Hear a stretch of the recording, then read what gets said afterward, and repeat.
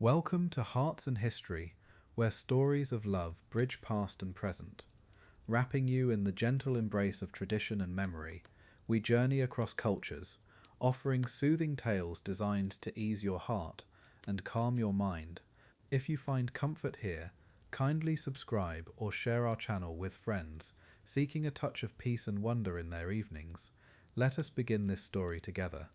Gently, beneath evening's hush, tonight we explore the delicate art of love in samurai Japan, a world where emotions flowed like hidden rivers beneath mountains of duty and honor.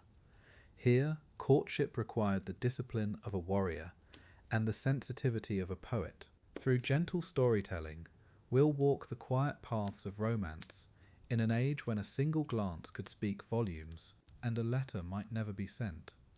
Breathe deeply and let yourself drift into this tender tale. Chapter 1. The Dawn of Love. As morning light spills across the thatched roofs of a peaceful samurai village, the air fills with the gentle sounds of awakening. Wooden shutters slide open with soft whispers. Water buckets clink softly against stone wells. The rhythmic sweep of bamboo brooms creates a meditation of movement. Cherry blossoms drift like fallen stars, carpeting the narrow streets in pale pink. This is a world where beauty and duty dance together in perfect silent harmony. The sun climbs higher, painting everything in warm amber light. Village women move gracefully between their homes, carrying baskets of rice and vegetables. Their silk kimono sleeves flutter like butterfly wings in the morning breeze. Children's laughter echoes from distant courtyards. Yet beneath this peaceful symphony, deeper currents flow. Unspoken words hang in the air like morning mist, waiting for the courage to take form or the wisdom to remain forever silent. In a modest dwelling near the village edge, our story's heart begins to beat. A young samurai rises with the sun, as he has for countless mornings. His movements are precise, deliberate. Each gesture carries the weight of generations of tradition. He folds his sleeping mat with reverent care.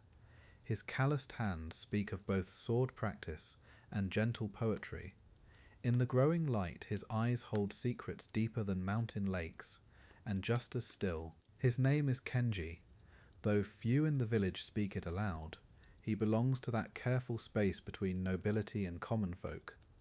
Respected for his skill with the blade, yet bound by invisible chains of social order, his days begin before dawn with meditation, then sword forms that slice through morning air like prayers made manifest.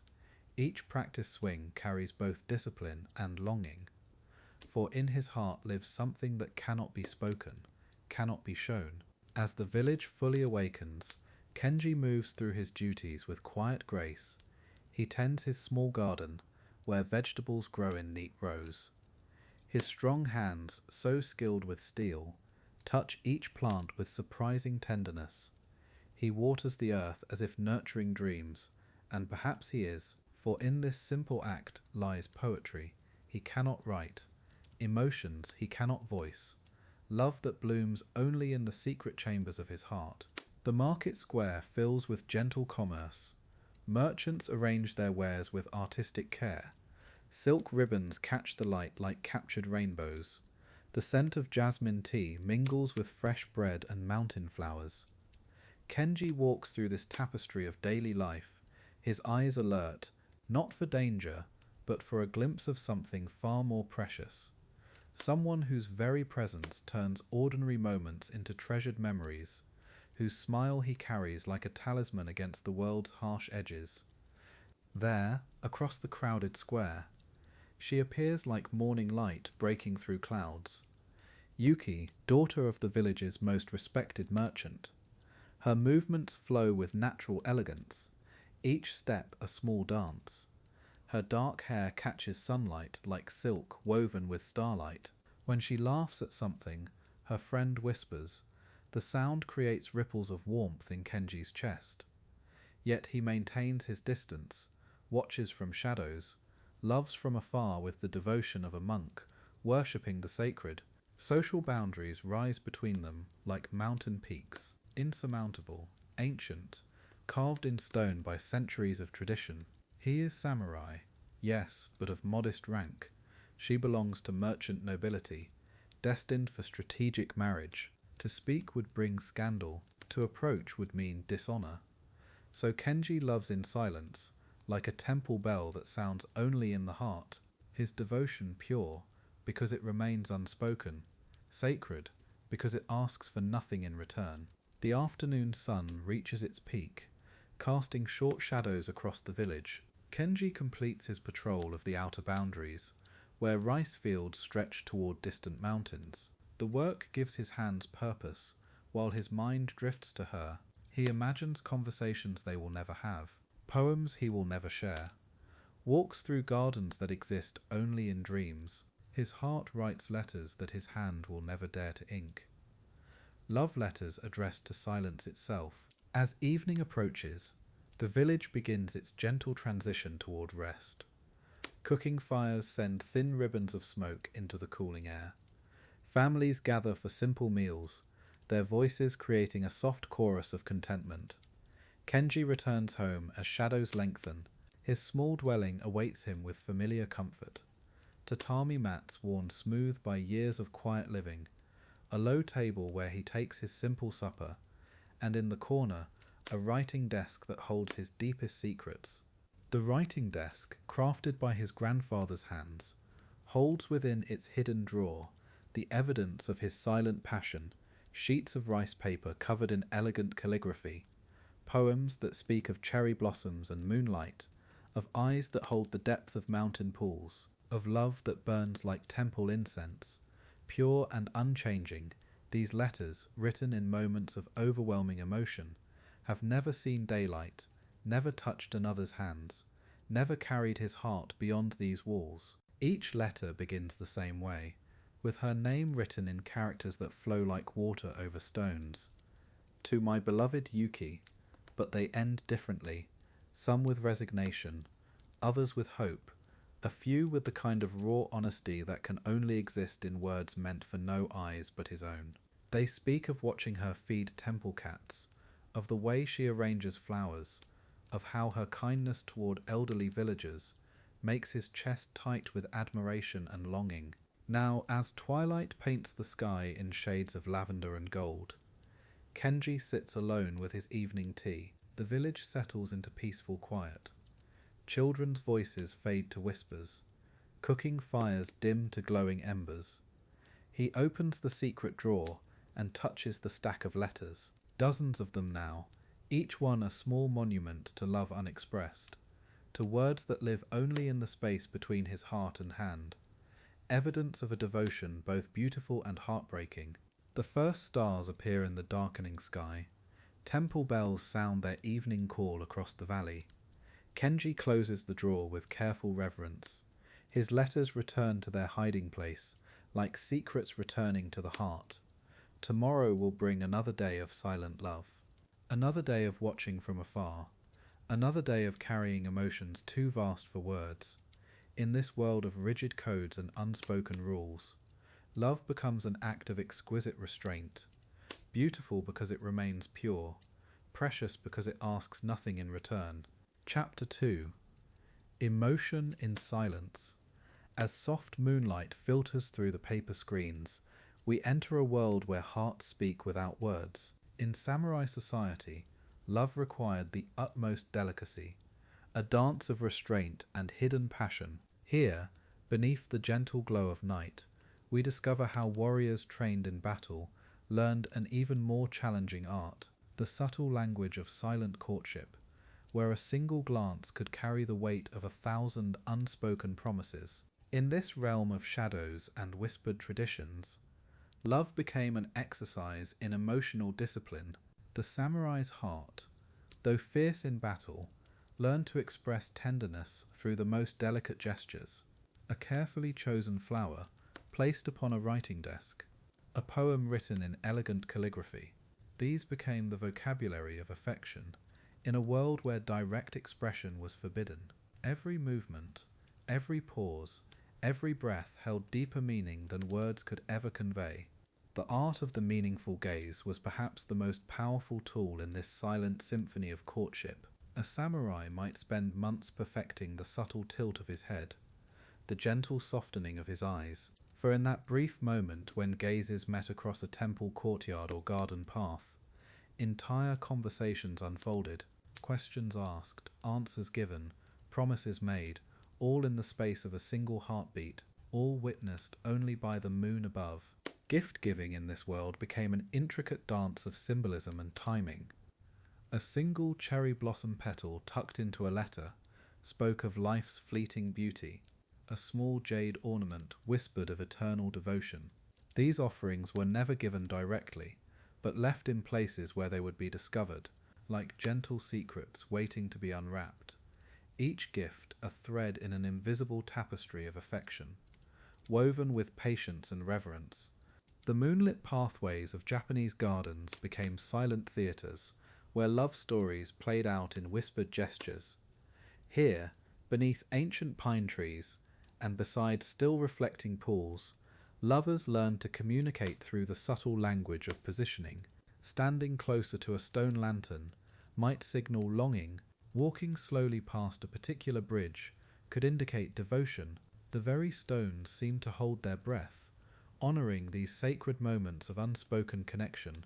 In the samurai world, even the act of breathing became a form of courtship. The slight quickening of breath when a beloved approached, the deliberate steadying of one's composure to show strength and control. These warriors understood that true power lay not in the sword, but in the ability to remain calm while one's heart thundered like war drums. Love taught them a vulnerability that no battlefield could, requiring courage of an entirely different kind. Shadows became the trusted companions of these secret romances in the filtered light of paper screens. Lovers could express emotions that daylight would never permit. A gentle bow held slightly longer than custom required, fingers brushing accidentally while sharing tea. These moments lived in the spaces between light and dark, where propriety softened just enough to allow the heart to speak. The shadows kept their secrets, becoming silent guardians of forbidden tenderness. The exchange of poetry became perhaps the most intimate form of communication in this world of silent courtship. Each carefully chosen character, each brushstroke on rice paper, carried layers of meaning that only the intended recipient could fully understand. These poems were often written on fans that could be casually displayed, or tucked into sleeves where they rested close to the heart. Words became precious gems, polished by emotion and offered with trembling hands. The ritualized serving of tea transformed into an elaborate courtship dance. The precise angle of the teapot's spout, the gentle placement of the cup, the timing of each movement, all became expressions of devotion. In these moments, the simple act of offering refreshment became a profound gesture of care and attention. The steam rising from the warm cups seemed to carry unspoken prayers and wishes skyward, dissolving into the night air. Music became another language of love in this world of restraint. The soft plucking of koto strings in an adjacent room, the haunting melody of a shakuhachi flute drifting through garden walls. These sounds carried messages that words could never convey. Lovers learned to recognize each other's musical signatures, a particular rhythm, a favored melody that would announce presence and devotion without ever breaking the sacred silence that protected their secret bond. The changing seasons became a calendar of courtship, each bringing its own vocabulary of love. Spring cherry blossoms spoke of new beginnings, summer festivals offered rare opportunities for proximity, autumn leaves whispered of time's passage, winter snow promised the purity of devotion. Lovers learned to read the natural world as a book of romantic possibility, finding in nature's rhythms the perfect timing for their own heart's expressions. The art of calligraphy became a mirror of the soul in these silent romances. Each stroke of the brush revealed not just words, but the emotional state of the writer. The pressure applied to paper, the flow of ink, the spaces between characters, all spoke volumes about the heart behind the hand. Receiving a handwritten note became like touching the very essence of the beloved, holding their breath and heartbeat captured in black ink. As midnight approached, the discipline required for this silent courtship reached its peak. Every fibre of being screamed to break free from constraint, to speak the words that burned in the chest. Yet the greatest act of love was often the willingness to remain silent, to honour the traditions that protected both lovers from scandal. This restraint became its own form of devotion, a sacrifice offered at the altar of deep and patient love. The pre-dawn hours brought a different quality to these silent exchanges. As darkness began to soften at the edges, there was an urgency to each gesture, each glance. The approaching daylight would once again impose its harsh rules of propriety. These final moments of night became precious beyond measure, filled with the desperate tenderness of lovers who knew their time together lived only in shadows and whispered moonbeams. As the first pale light of dawn began to paint the eastern sky, the samurai's heart faced its greatest test. The discipline to step back, to resume the mask of formality, to carry the night's emotions locked safely within. This was love's ultimate expression in their world. Not the passionate declaration, but the gentle withdrawal, the willingness to protect the beloved through silence, even as every instinct begged for more time, more closeness, more truth. Dawn breaks fully now, painting the world in soft golden hues, and we witness the profound beauty of love, expressed through restraint. In this world where silence spoke louder than words, where gestures carried more weight than proclamations, love found its truest form, not in the taking or demanding, but in the patient tending of a flame that burned steadily, quietly, eternally, protected by shadows, nurtured by moonlight, and sustained by the deepest possible respect. Chapter 3. The Dance of Decorum. In the shadowed tea-houses of the samurai village, where wooden beams hold centuries of whispered secrets, a different kind of battle unfolds. Here, beneath paper screens that filter golden afternoon light, the ancient art of restrained courtship plays out in gestures so subtle they might escape the untrained eye. Every bow, every measured pause, every careful placement of a teacup carries the profound weight of unspoken longing and deeply hidden desire. The samurai enters with movements precise as calligraphy strokes, his armour set aside for simple robes that whisper against tatami mats. Across from him, she kneels with practiced grace, her kimono arranged in perfect folds. The space between them holds more tension than any battlefield. Here, in this sacred ritual of tea, every gesture must speak what words cannot. The ceremony becomes their only language, delicate and dangerous. Steam rises from the iron kettle, like incense carrying prayers. She lifts the bamboo whisk with fingers that have never known a sword's weight, yet understand their own kind of discipline. He watches, memorizing the curve of her wrist, the way afternoon light catches the silk of her sleeve. Outside, cherry blossoms fall like snow, marking time in a world that demands such careful patience. The tea bowl passes between them, warm clay holding more than green froth. It carries the weight of tradition, the burden of unspoken words. When their fingers brush in the exchange, neither flinches, yet the touch burns brighter than any wound. This is the samurai's greatest test, not the clash of steel, but the careful containment of his own thundering heart within a chest trained for stoic silence. She paused with movements learned from her grandmother's.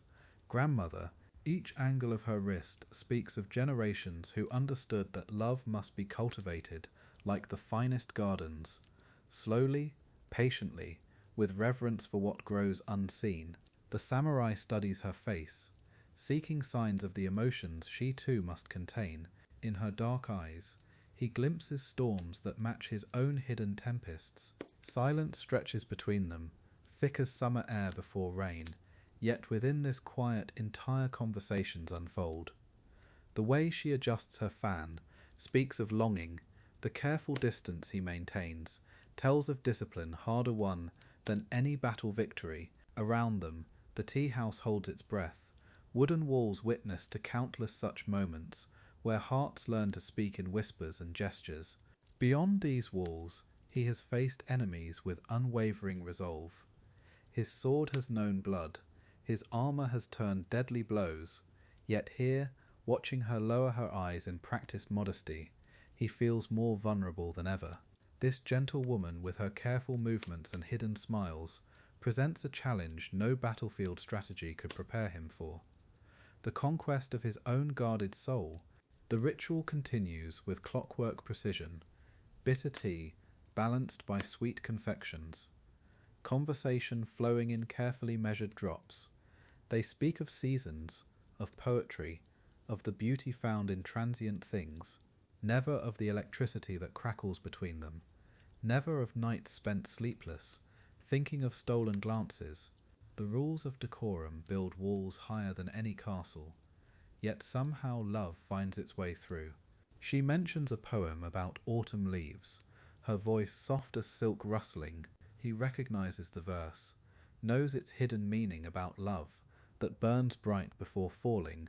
Their eyes meet for one precious moment before duty demands they look away. In that heartbeat of connection, entire worlds are born and lost.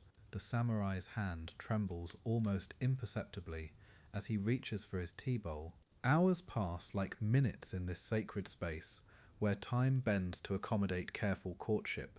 The afternoon light shifts from gold to amber, casting longer shadows across their quiet drama. Still they maintain the dance of propriety. He offers compliments wrapped in metaphor. She accepts them with the same delicate indirection. Neither dares speak plainly, yet understanding flows between them like hidden rivers. As evening approaches, the ceremony draws toward its gentle close. She begins the ritual cleansing of bowls and utensils, each action deliberate and meaningful. He watches her hands move with practiced grace, knowing he must soon return to a world of duty and honor. The tea house has become a sanctuary, where his warrior's heart learned to beat in different rhythms, softer, more dangerous. The final bow exchanges more than courtesy. It carries promises unspoken, hopes carefully tended like delicate flowers. As she rises to leave, her sleeve catches a breath of evening air, and he memorizes how the silk moves against the fading light. This image will sustain him through long nights of duty, a warrior's treasure more precious than gold or glory. Alone now in his quarters, the samurai sets aside his public face. Here, in solitude, he allows his careful composure to crack like ice in spring. The weight of unexpressed emotion presses against his chest like armor grown too tight. Outside, night falls over the village, but within his heart, something bright and dangerous continues to burn, demanding expression, demanding release. By candlelight he unfolds rice paper smooth as morning mist. His calligraphy brush waits, heavy with ink black as his hidden thoughts. Here, alone with his art, the warrior's disciplined hand can finally tremble with truth. On paper, he can speak the words that honor forbids, can paint emotions too dangerous for the light of day, can become, for these precious moments, simply a man in love. His brush moves across paper, like wind across water, each character formed with the precision of sword strokes. Yet flowing with tenderness, he shows no other soul.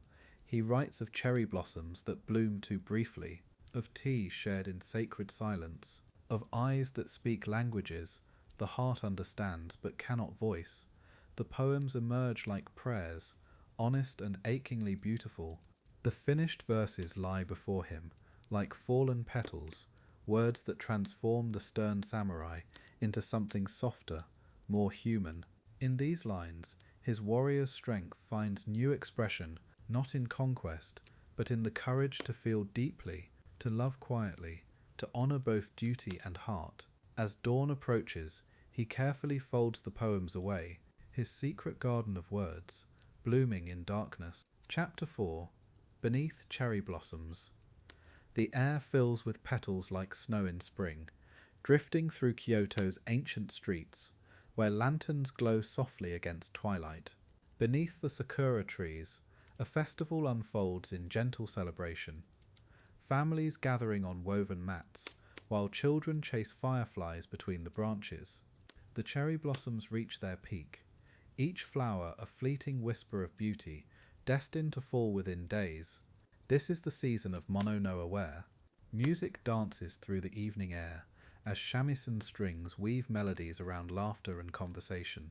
Vendors call out their wares, while the scent of grilled fish mingles with incense from nearby temples. Couples stroll hand in hand beneath the glowing branches, their joy reflecting in the soft pink light. Yet amidst this vibrant celebration, a different kind of story unfolds, one written in silence, painted in glances, spoken only through the language of restraint. Standing apart from the festivities, a figure in dark silk observes the scene with careful composure. His posture speaks of discipline earned through years of training, hands folded precisely at his sides, expression masked behind the serene facade expected of his station. The samurai code demands emotional control, transforming feelings into something held deep within the chest, like stones dropped into still water. Emotions must sink without disturbing the surface. The contrast strikes like brushstrokes on rice paper, where the festival blooms with colour and sound. His world remains painted in subtle greys and whispered intentions. Children run past his feet, their kimono sleeves trailing ribbons of joy, while he stands rooted like the ancient cherry trees themselves. Yet beneath his stillness, something stirs, a warmth that has nothing to do with the lantern light, a pulling sensation he cannot name or acknowledge. The sakura petals continue their graceful descent, each one a reminder of life's beautiful impermanence. They settle on his shoulders like blessings, clinging briefly before the wind carries them away. In their fleeting dance he finds a mirror for emotions that must remain unspoken. Love in samurai Japan exists like these blossoms, exquisite, precious, and destined to pass without leaving a trace, except in memory's careful keeping. A young woman moves through the crowd with the grace of water flowing around stones. Her obi is tied in the elaborate style of unmarried daughters, deep purple silk adorned with golden cranes. She pauses at a vendor's stall, examining delicate hair ornaments with the careful attention her upbringing demands, unaware that her every gesture is being observed with an intensity that would shame him if discovered. He memorizes the way she tilts her head. Their worlds exist in parallel lines. Never meant to cross, she belongs to the merchant class, daughter of successful traders, whose wealth grows with each passing season. He serves the daimyo with unwavering loyalty, bound by oath and honor to a life of service. Between them stretches an invisible chasm, carved by centuries of tradition. Yet distance only sharpens the blade of longing, making each stolen moment of observation more precious. He tells himself this watching is merely idle curiosity, a mind-seeking distraction from the weight of duty and the endless cycle of obligation. But his pulse quickens when she laughs at something her companion whispers, the sound carrying over the festival noise like temple bells. His fingers tighten almost imperceptibly at his sides, the only sign that beneath the samurai's perfect composure, a very human heart continues to beat. The festival reaches its crescendo as dancers begin their performance, sleeves flowing like water in moonlight. Drums beat a rhythm that seems to echo his own heartbeat as the crowd presses closer to watch. She moves with the throng, finding a space near the performers where lantern light catches the silk of her hair ornaments. For a moment the celebration creates a bubble around them both, separate from duty and station, and then it happens, as natural as cherry petals falling, as inevitable as spring following winter.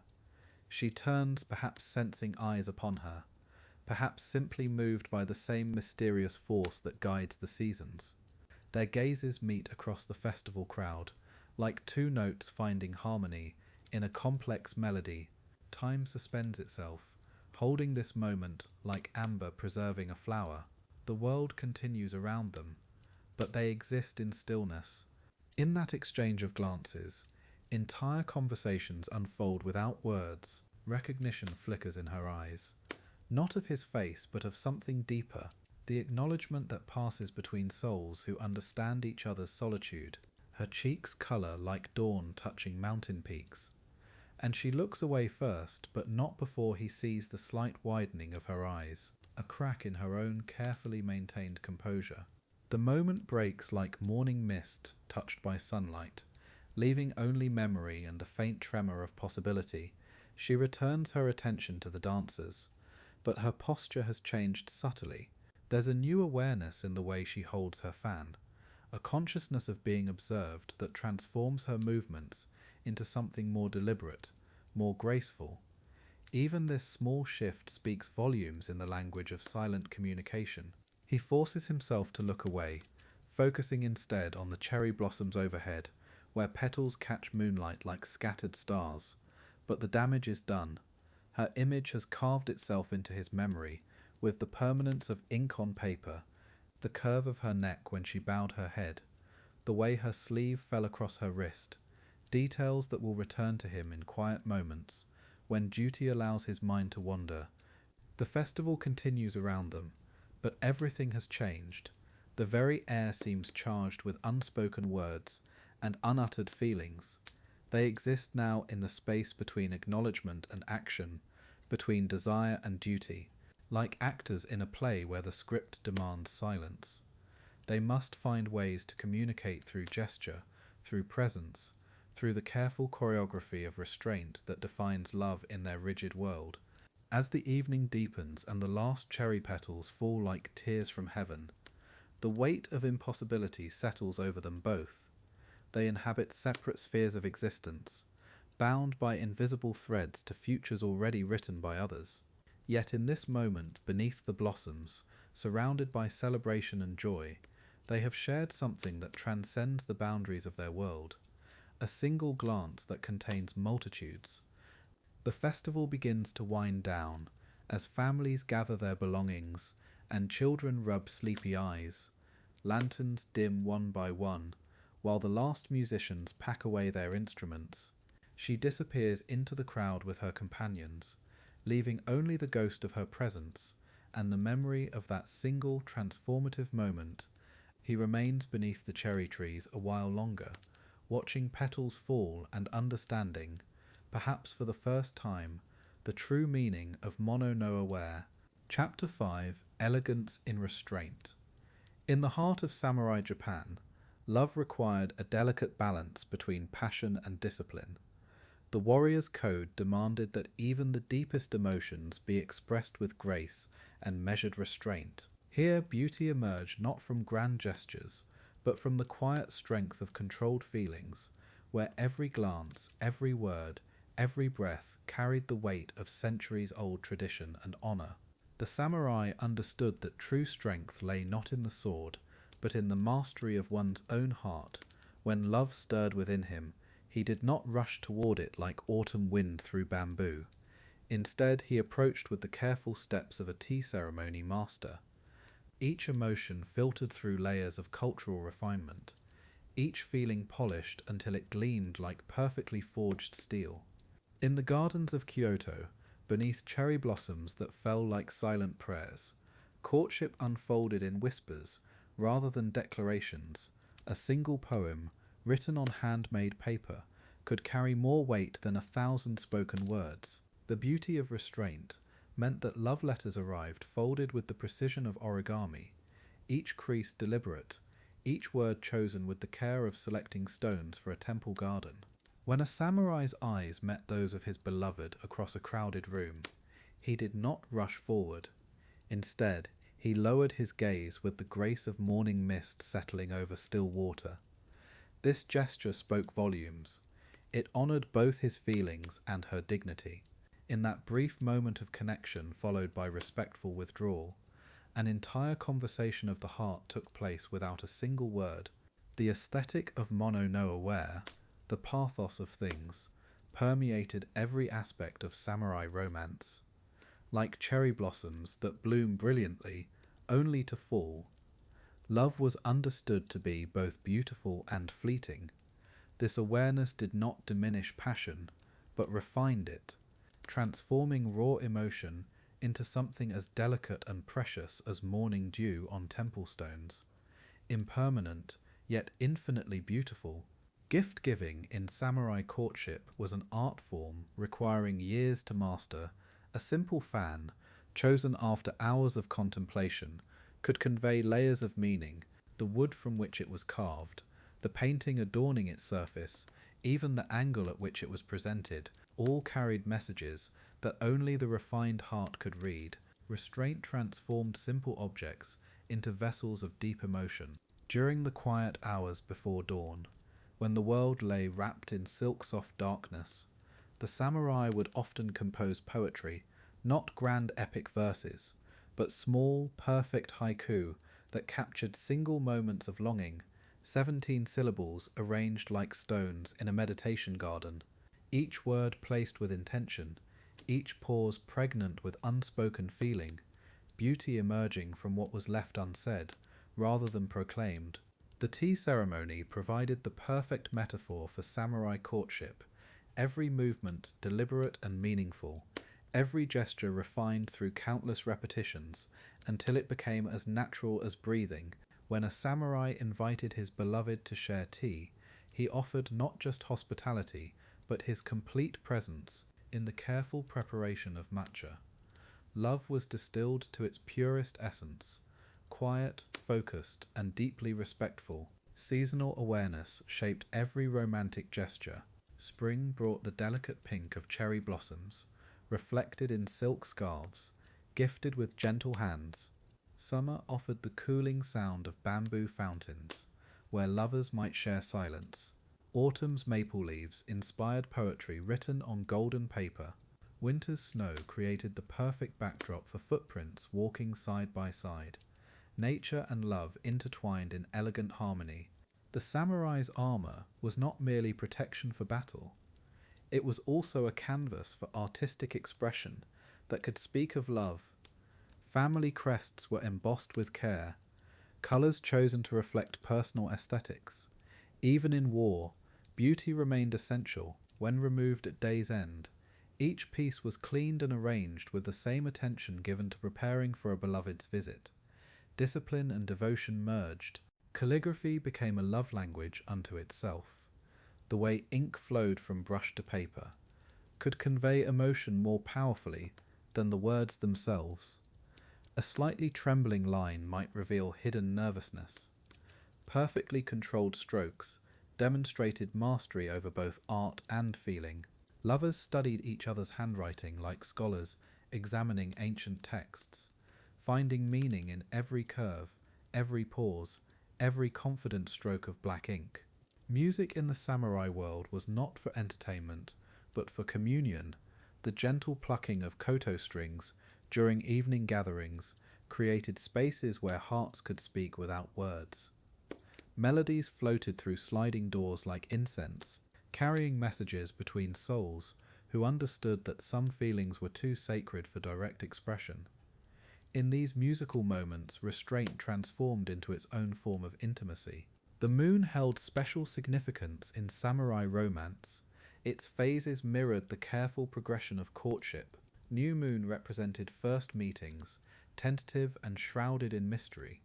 Full moon symbolized the height of understanding between two hearts. Waning moon spoke of the bittersweet nature of all earthly love. Couples would meet in moon viewing pavilions, sharing silence more intimate than any conversation, celestial beauty reflecting earthly devotion. Garden design reflected the samurai approach to love, every stone placed with purpose, every path leading somewhere meaningful. Like courtship, gardens required patience to reach their full beauty. Rushing the process would destroy the very essence being created. Lovers walked these carefully crafted spaces, understanding that their relationship too was something to be cultivated slowly, with attention to seasonal changes and natural rhythms. Even in separation, the aesthetic of restraint provided comfort. When duty called a samurai away from his beloved, he did not rage against fate.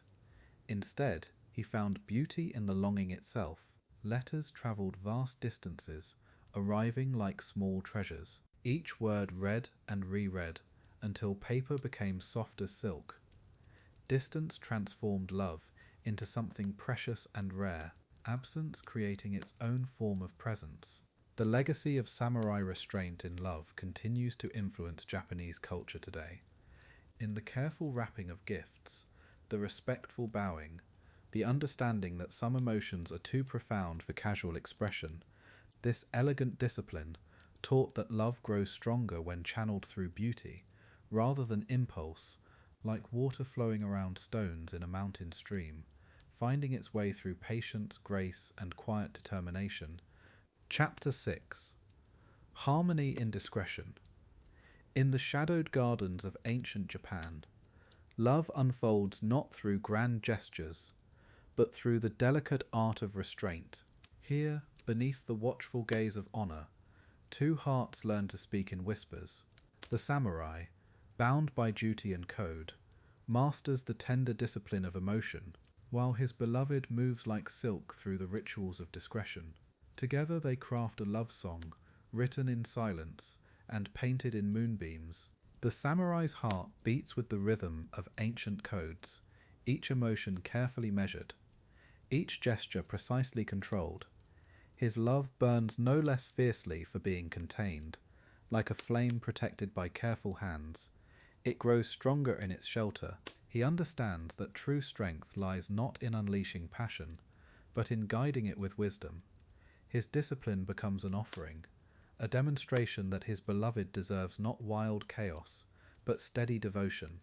In quiet moments of meditation, the warrior examines his heart with the same precision he brings to his sword. Each flutter of affection is acknowledged, then gently redirected toward honor. He breathes deeply, finding balance between desire and duty. His emotional regulation becomes an art form, a dance of self-awareness that honors both his feelings and his responsibilities. In this discipline, he finds not restriction, but freedom, the freedom to love without losing himself. She moves through the world like water through stone, shaping everything she touches, while appearing to yield. Her discretion is not weakness, but profound strength. She understands the power of the unspoken word, the glance that lingers just a moment longer than propriety allows. Her elegance becomes a language all its own, each gesture carefully chosen, each silence perfectly timed. She wears her feelings like precious silk, beautiful, valuable, and kept safely beneath the surface. In the delicate architecture of their courtship, she becomes both pillar and architect. Her role extends beyond mere participation to active creation of their shared harmony. She reads the subtle shifts in his posture, the quiet changes in his breathing, responding with her own carefully calibrated presence. Her discretion becomes a gift, creating safe spaces where their love can exist without disrupting the larger tapestries of duty and honor that bind their world together. When darkness falls and the world retreats, solitude becomes their most honest companion, alone in their separate chambers. They finally allow their carefully constructed facades to soften. Here, in the privacy of their own hearts, emotions flow more freely. Tears of longing may fall, smiles of remembered joy may bloom. These moments of solitude are not empty but full, pregnant with all the feelings that daylight demands they hold in careful check. In these precious hours of aloneness, the samurai's stoic mask slips away, revealing the tender man beneath the warrior's armor. He traces patterns in the air, remembering the curve of her smile, his calloused hands gentle as they touch nothing but memory. While across the compound, she sits by her window, allowing herself the luxury of longing, her fingers working delicate embroidery, while her heart embroiders dreams of what might be. The moon rises like a benevolent witness, casting silver light through paper screens and across polished floors. In its gentle radiance, their world transforms. Shadows become softer, edges more forgiving. The harsh boundaries of day dissolve into something more fluid, more accepting of complexity and contradiction beneath moonlight. Even duty seems less rigid, as if the night understands what daylight cannot. That love finds a way to exist alongside honor. This lunar blessing deepens every emotion, adding layers of mystery to their already complex dance. Under the moon's watchful eye, their restraint becomes more poignant, their stolen glances more precious. The very air seems to thicken with unspoken poetry. Each shared moment carries the weight of eternity. The moon transforms their courtyard meetings into something sacred, turning simple presence into profound communion, mystery and depth interweaving like silk threads in moonbeams. Between them flows an understanding deeper than words, a recognition that speaks soul to soul. They have learnt to read the poetry written in posture and gesture. The way he adjusts his sword speaks of protection. The way she arranges flowers speaks of beauty offered. They communicate in a language of careful consideration, each choosing actions that honour not only their feelings, but the other's position, creating harmony through mutual respect and shared discretion. There is profound honour in their restraint, a recognition that true love serves something greater than immediate desire. Their discipline becomes a form of worship, honouring the traditions that gave them shape, while nurturing the emotions that give them life. In choosing constraint, they discover freedom, the freedom to love without destroying, to feel deeply without losing control. Their restraint becomes not a cage, but a garden, carefully tended, beautifully contained. The most beautiful words are often those left unspoken, hanging in the air between them, like incense. Rich with meaning, heavy with possibility, their silences become more eloquent than any poem. In the space between words, entire conversations unfold, declarations of love made through the simple act of patient waiting, promises exchanged through the gift of understanding. They discover that what is not said can be more powerful than what is spoken. Within each heart, a gentle war unfolds, duty calling from one direction, desire from another. Yet they find in this tension not torture, but strength.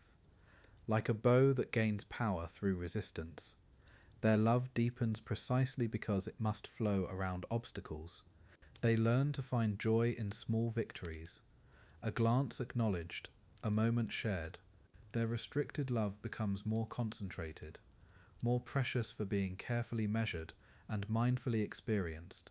In accepting their limitations, they discover unexpected peace. The samurai finds that his emotional discipline enhances rather than diminishes his capacity for love. Structure becomes support rather than imprisonment. She finds that discretion allows her feelings to deepen, protected from the harsh scrutiny of public judgment. Their mutual discipline creates a sanctuary, a space where love can grow slowly and surely, like bamboo, flexible yet strong, beautiful yet practical.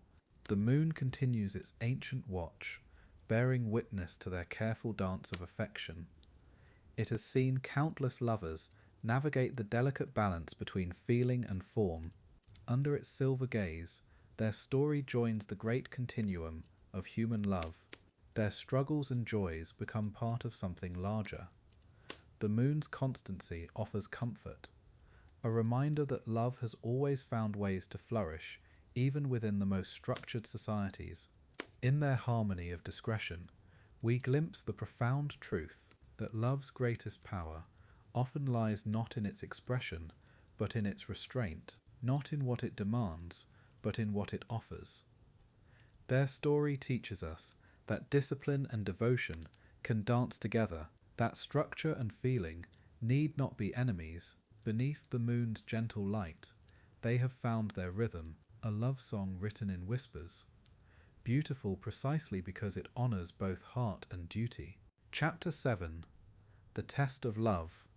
The morning arrives with cruel certainty, bringing news that will test the depths of restraint. A messenger's arrival at dawn carries orders that cannot be refused. Duty calls with its iron voice, demanding sacrifice from those who have found something precious in the quiet spaces between honour and heart. The inevitable moment has come, when love must bend to the greater demands of service and loyalty. The scroll unfurls with military precision. its formal characters spelling out deployment orders that will carry him far from this place, far from the garden paths where stolen glances bloomed into something deeper. The samurai's hands remain steady as he reads, though his heart knows this summons will test everything they have carefully built in silence. Duty has always been his compass, but now it points away from love. Within his chest, two forces wage their quiet war. The warrior's code demands immediate compliance, while his heart protests this cruel timing.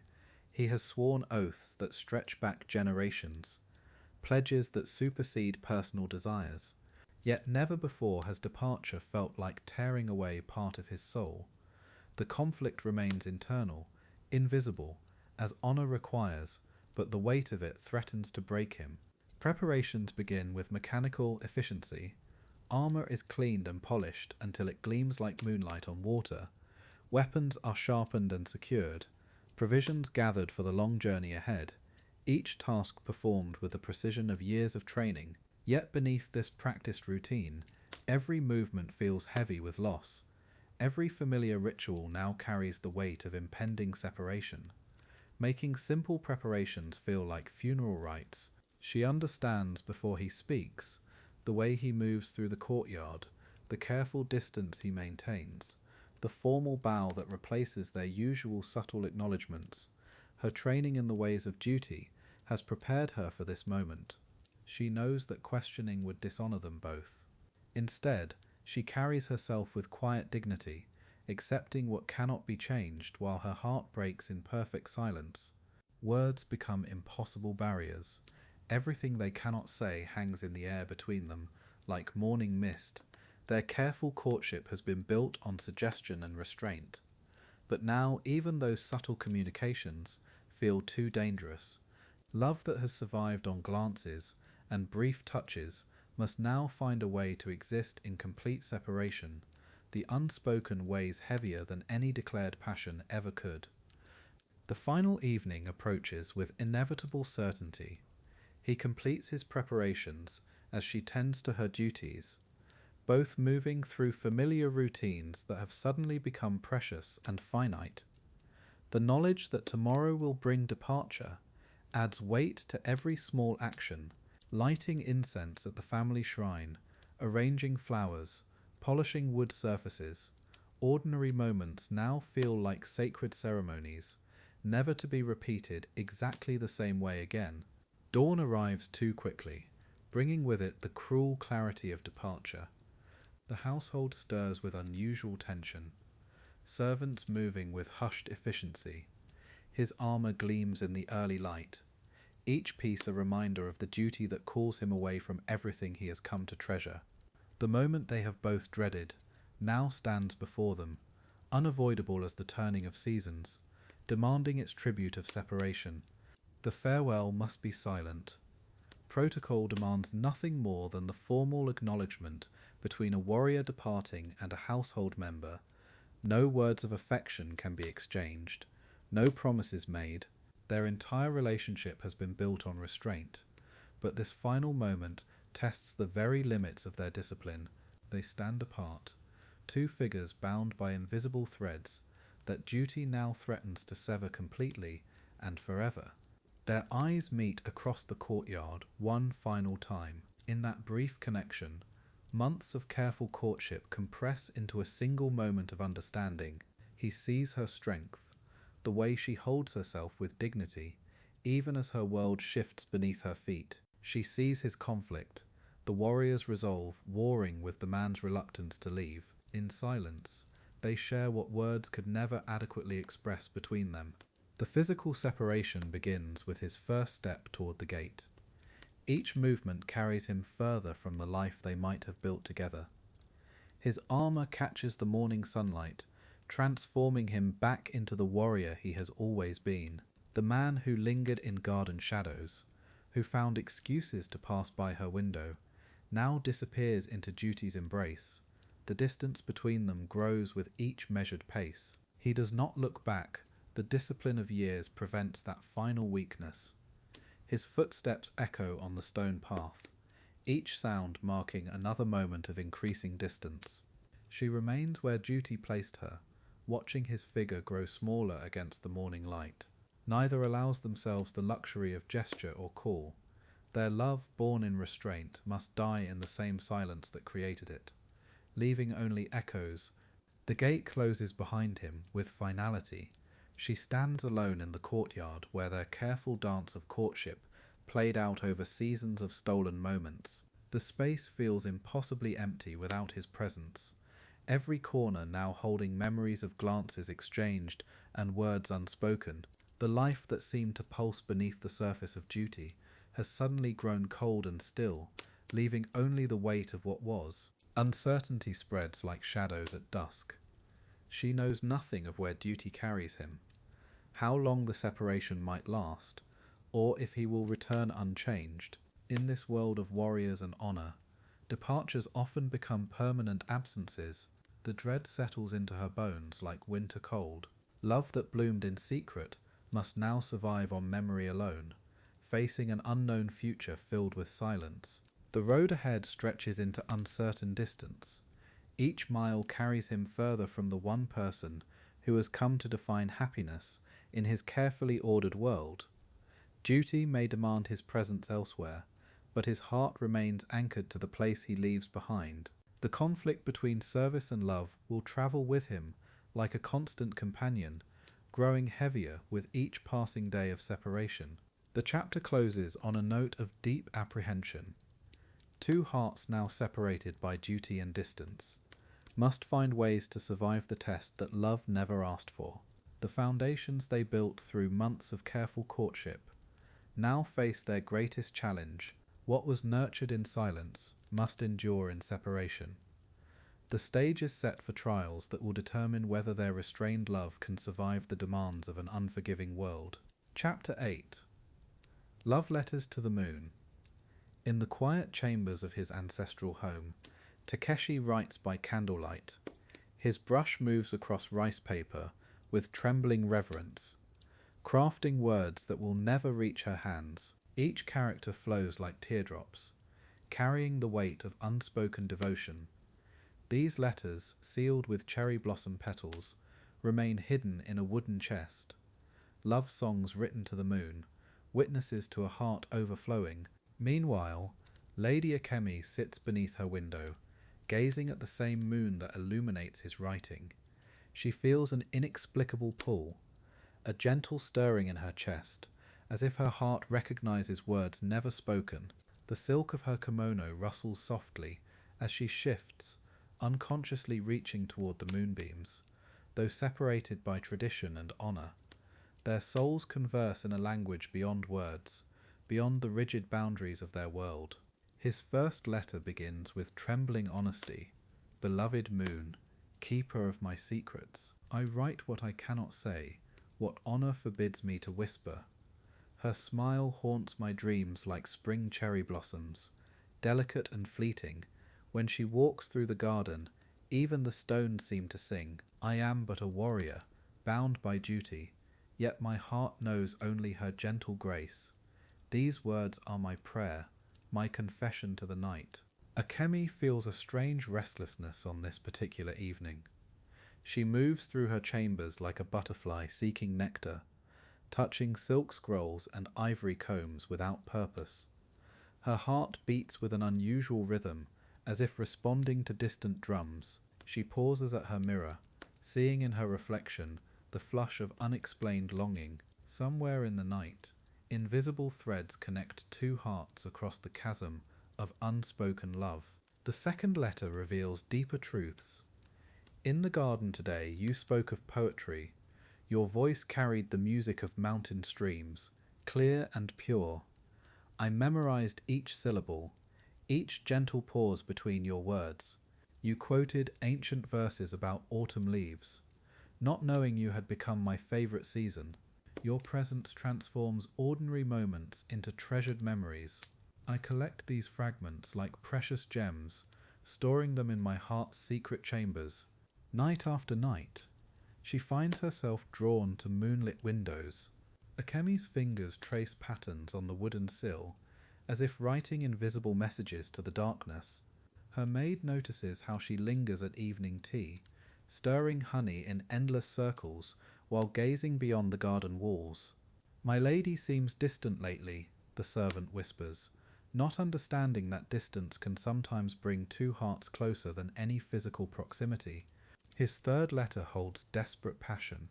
The cherry blossoms mock me with their brief beauty, reminding me how fleeting life can be. I watch you from afar, counting the seconds when our eyes might accidentally meet. Each stolen glance becomes a lifetime, each shared moment a universe. If I could offer you my soul wrapped in silk and starlight, I would, but honor chains my hands while my heart soars freely toward you.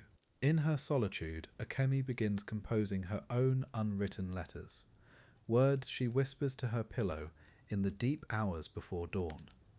Dear mysterious presence that haunts my dreams, I feel you in the garden's shadows, in the rustle of bamboo leaves. Your spirit calls to mine across impossible distances. Though we speak only of weather and poetry, my heart hears deeper conversations. We are writing love letters with our eyes. The fourth letter trembles with vulnerability. Tonight the moon weeps silver tears that match my own. I dream of conversations we might have beyond duty's watchful eyes. Would you speak of books and beauty, of hopes that dance like fireflies at dusk? I imagine your laugh, light as temple bells on summer evenings. These fantasies sustain me through endless days of protocol and pretense. You are my secret garden, my hidden spring. Akemi's nights grow restless with unnamed yearning. She finds herself writing poetry on rice paper, verses about warriors who guard hearts instead of castles. Her brush moves instinctively, creating characters that speak of longing and distant thunder. Someone loves me from afar, she writes, then quickly burns the paper, yet the smoke carries her words to the same moon that witnesses his secret correspondence. Two hearts writing love letters through the universe. His fifth letter overflows with desperate tenderness. If I could gather moonbeams and weave them into a kimono worthy of your grace.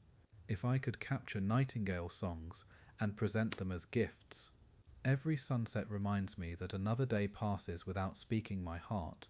You move through my world like a gentle spirit, transforming ordinary moments into sacred ceremonies. I am your devoted shadow, your silent guardian angel. The seasons begin changing, and with them the tenor of longing. Akemi notices how autumn leaves seem to whisper secrets as they fall. She saves pressed flowers between book pages, creating a diary of moments when she sensed his presence nearby. Her dreams fill with samurai who write poetry under starlight. She wakes with tear-stained cheeks, mourning conversations that exist only in her sleeping mind. Love becomes a beautiful ache. The sixth letter holds acceptance and eternal devotion. Perhaps this is love's truest form, pure and untainted by possession or demand. I love you as rivers love the ocean, flowing toward you constantly, never expecting return. My feelings have become prayers, offerings to the gods of impossible dreams. Even if we never speak beyond formal pleasantries, you have awakened something eternal in my soul. This love transcends flesh and blood. Winter arrives with its own melancholy beauty. Akemi watches snowflakes dance like tiny love letters from heaven, each one unique and temporary. She understands now that some loves are meant to remain unspoken, perfect in their silence. Her heart has learned to find joy in secret connections, in the electricity that passes between souls who recognize each other across impossible distances. She has become fluent in the language of unexpressed devotion. His final letter achieves profound peace. Thank you, beloved moon, for keeping my secrets. Thank you, gentle lady, for existing in my world like a beautiful dream. I have learned that love need not be spoken to be real. It lives in stolen glances, in the way you arrange flowers, in the grace of your silken movements. My heart has found its home in loving you. This is enough. This has always been enough. As the moon wanes to a silver crescent, both hearts find strange comfort in their shared solitude. Akemi touches her chest, feeling the warmth of love that needs no words. Somewhere in the darkness, Takeshi seals his final letter with tears and gratitude. Two souls have loved completely, purely, without possession or demand. Their unspoken devotion becomes legend, whispered by the wind through generations. Love letters to the moon, eternal and untouched. Chapter 9.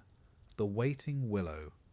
Spring arrives with whispered promises, cherry blossoms dancing on gentle winds, yet beneath the ancient weeping willow, she sits in quiet contemplation. Her silk kimono reflects the season's tender green, but her eyes search distant horizons. The willow's graceful branches sway like her heart, uncertain, yearning. Its roots drink deeply from patient earth, while she waits for word from her beloved samurai, counting days like falling petals. Morning ritual begins, as always. She arranges fresh flowers in ceramic vessels, each bloom chosen with careful thought. White chrysanthemums for loyalty, red camellias for deep affection. Her movements are precise, meditative, the way he taught her to find peace in simple gestures. Tea steams in delicate porcelain cups, one for her, one forever waiting. The willow watches through paper screens, its ancient wisdom understanding the language of longing that needs no words to speak volumes. Summer's heat brings restless afternoons. She seeks shade beneath spreading branches, where memories gather like whispered secrets. Here they once shared poetry and dreams. His voice echoes in rustling leaves that dance with phantom conversations. The willow's trunk bears faint marks, their names carved in tender moments when forever seemed certain. Now those letters weather slowly, like hope itself, aging with each passing season, while she traces them with trembling fingers, keeping love's promises alive through touch. Letters arrive sporadically. Messengers approach with careful steps, understanding the weight they carry. Her heart races with each unfolding scroll, searching for familiar brushstrokes that speak of safety, of return. Sometimes weeks pass with only silence. During these empty spaces, the willow becomes her confidant. She whispers fears into its listening bark, speaks of dreams deferred and patience wearing thin like silk threads pulled taut. The tree absorbs her sorrows, offering steady comfort in its unwavering presence. Autumn paints the garden in melancholy hues. Golden leaves spiral downward like her fading hopes. The willow sheds its summer dress gracefully, teaching lessons about letting go while holding on. She gathers fallen leaves for pressing between poetry pages, creating pressed memories that capture time's passage. Each leaf tells stories of seasons survived, of endurance flowering, even in uncertainty. Her daily walks beneath changing branches mark time's steady march, another season closer to reunion, or perhaps closer to accepting solitude's embrace. Evening rituals anchor her drifting days, lighting incense that carries prayers skyward on fragrant smoke. The willow's silhouette grows dramatic against twilight's purple canvas. She practices calligraphy by lamplight, writing his name in graceful strokes. Each character a meditation on memory, brush and ink become prayer beads, counting moments between heartbeats. The tree's branches create moving shadows that dance across rice paper, phantom companions in her solitary hours, reminding her that even in waiting, beauty persists. Love endures despite distance. Winter arrives with gentle severity. Snow blankets the garden in pristine silence. The willow stands bare but unbroken, its dark branches etched against white sky like calligraphy expressing endurance. She watches from heated rooms, wrapped in quilted robes that smell of sandalwood and memory. The tree's naked honesty mirrors her own stripped emotions. No pretense, only truth revealed in winter's harsh clarity. Yet even leafless, the willow remains beautiful, teaching her that sometimes the heart's truest strength emerges when all decoration falls away. New Year brings traditional observances. She prepares ceremonial foods with meticulous care, each dish honouring customs they once shared. The willow wears frost like delicate jewelry, crystalline ornaments catching first light. She offers prayers at family shrines, requesting protection for distant warriors. The tree becomes witness to her devotion, its silence more eloquent than spoken vows. Neighbours speak of her faithfulness with respectful whispers, calling her example of perfect wife. Yet she knows the willow understands her deeper truth. Waiting requires courage beyond social expectations. Spring returns with familiar promise. The willow responds with tentative buds, pale green hope emerging from winter's patience. She counts seasons now. This marks the third spring since his departure. Her reflection in the garden pond shows subtle changes, time writing its passage in gentle lines around her eyes. Yet her love remains constant. The willow's returning leaves mirror her renewed determination. Each season survived proves strength she didn't know she possessed. The tree whispers encouragement through rustling branches. Patience blooms eternal when rooted in true devotion. Daily routines become sacred rituals, sweeping pathways with meditative strokes, tending flowers that bloom for absent eyes. The willow provides steady companionship, its presence both comfort and reminder of constancy. She speaks to it now without self-consciousness, sharing thoughts too private for human ears. The tree accepts her confessions with graceful silence. Its drooping branches seem to nod understanding, creating sanctuary where vulnerability finds safety in this living temple of patience. Her heart learns to worship through waiting, transforming longing into deeper love. Storm clouds gather with summer's intensity. Rain lashes the garden with fierce determination. She watches the willow bend but never break, its flexibility teaching lessons about surviving life's tempests. Lightning illuminates its graceful form, momentarily frozen in silver relief against dark sky. The tree's roots run deep, anchored beyond surface turmoil, like her love that weathers doubt's harsh weather. When morning arrives with gentle sunshine, the willow stands renewed, droplets catching light like tears transformed into diamonds, beauty emerging stronger after testing. Harvest season brings bittersweet abundance. Fruits ripen in gardens where they once walked together. She preserves traditional delicacies, hands remembering his favourite flavours. The willow's leaves begin their annual transformation, yellow whispers of change rustling overhead. She understands now that waiting itself becomes a form of love, active rather than passive. Each day chosen fresh, devotion renewed with morning's light. The tree bears witness to this daily recommitment, its seasonal cycles teaching her that love too has rhythms, periods of dormancy, nurturing deeper blooming. Moonlight transforms the garden into ethereal landscape. Silver rays filter through willow branches, creating shifting patterns on earth below. She often walks here during sleepless hours, finding peace in nocturnal solitude. Night sounds, crickets and wind, compose gentle symphonies for her contemplation. The tree's silhouette becomes familiar as her own shadow, companion through seasons of uncertainty, its quiet strength teaching her that some forms of beauty only reveal themselves in darkness. Patience illuminated by moon's patient glow.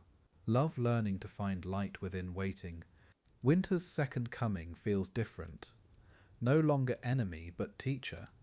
She has learned its lessons about endurance, about finding warmth within when external comfort fails. The willow stands magnificent in bare honesty, its branches creating intricate patterns against grey sky. She traces these designs with her eyes, finding complex beauty in apparent emptiness. Her heart too has learned to discover richness in absence. Love deepened through testing, refined by separation. The tree and she, both masters now of the art of patient enduring. Beauty discovered in the space between seasons. Years have passed like turning pages, yet beneath the willow, time moves differently, measured not in calendar marks, but in heart's slow growth. She has become part of this garden's rhythm, her daily presence as constant as the trees. Visitors speak of her dedication with admiration, yet she knows the deeper truth. Waiting has transformed her, not into monument of suffering, but into living example of love's endurance. The willow nods agreement, its ancient wisdom, recognizing kindred spirit, both rooted in faith that transcends visible proof. Spring arrives once more. The willow responds with familiar joy, tender leaves unfurling like green prayers. She sits beneath its shelter, no longer waiting for return to complete her, but whole within the waiting itself. Love has taught her that true devotion doesn't diminish with time. It deepens, becomes essential as breathing. The tree's steady presence mirrors her heart's constancy, both beautiful, not despite the seasons of uncertainty, but because of them, proving that some forms of love grow strongest in the fertile soil of patient hope. Chapter 10. A Love Rekindled. The familiar sound of approaching footsteps breaks the evening silence, each step echoing against the stone pathway, with a rhythm she knows by heart. Her breath catches as she recognizes the cadence, the deliberate pace of warriors' training, mixed with something softer, something weary yet hopeful, after so many months of absence, of wondering, of waiting. The impossible seems to unfold before her very eyes. Through the garden's gentle shadows, a figure emerges from the fading light, weathered by travel and time, yet unmistakably him, the samurai she thought lost forever, his armour dulled by distant battles, his face marked by experiences she can only imagine, but his eyes, those deep familiar eyes, remain unchanged, carrying the same quiet strength that once captured her heart so completely and irrevocably. Time seems suspended in that first moment of recognition, the world narrowing to just the space between them. Her heart hammers against her ribs as disbelief gives way to overwhelming joy. Tears blur her vision, but cannot hide the miracle before her. He stands motionless, as if afraid that moving might shatter this precious reunion, both afraid to breathe, afraid to disturb this impossible gift of his return. The wave of relief crashes over her like spring rain after drought, washing away months of sleepless nights and endless worry. Her composure, so carefully maintained through his absence, begins to crumble, revealing the raw emotion she kept hidden beneath layers of duty and decorum. Happiness floods through her, pure and overwhelming, as if sunlight has broken through the longest winter she has ever known. Their eyes meet across the garden, and in that single glance, volumes are spoken without a single word. She sees his journey reflected there, the battles fought, the loneliness endured, the thought of her that sustained him through darkness, while he reads in her gaze the depth of her waiting, the constancy of her heart, the love that never wavered despite uncertainty and fear.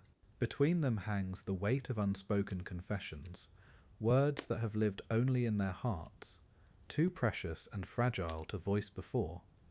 But now, with his unexpected return, those carefully guarded feelings press against the boundaries of silence, demanding acknowledgement, demanding truth. The air itself seems to vibrate with the intensity of emotions, long suppressed, waiting for courage to give them voice and form. Anticipation builds like gathering storm clouds, heavy with promise and possibility. She takes a tentative step forward, her heart racing with each movement, while he remained statue still, drinking in the sight of her, as if memorizing every detail, every curve of her face, every flutter of her silk sleeves, afraid that blinking might cause her to vanish like morning mist. Like so many dreams before, the sun begins its descent toward the horizon, painting the sky in shades of amber and rose, casting everything in golden light that seems almost sacred, as if nature itself recognizes the importance of this moment. The garden around them glows with ethereal beauty, creating a perfect backdrop for the emotional revelation that trembles on the edge of reality, waiting to unfold. In this charged atmosphere, where silence speaks louder than words, where glances carry the weight of months of separation. They stand on the precipice of transformation. The careful distance they once maintained now seems impossible to preserve. Their hearts, so long held in check by duty and circumstance, strain against the bonds of tradition, seeking connection, seeking truth, seeking love. The emotional revelation begins not with grand gestures, but with the smallest of movements, a slight tremor in her hands, the barely perceptible softening of his stern expression, the way her breath quickens as he takes his first step toward her, breaking the spell of stillness that held them frozen, allowing hope to bloom like cherry blossoms after winter's harsh embrace. With each step he takes, the distance between them shrinks, not just in space, but in spirit, the careful barriers they built around their hearts beginning to crumble.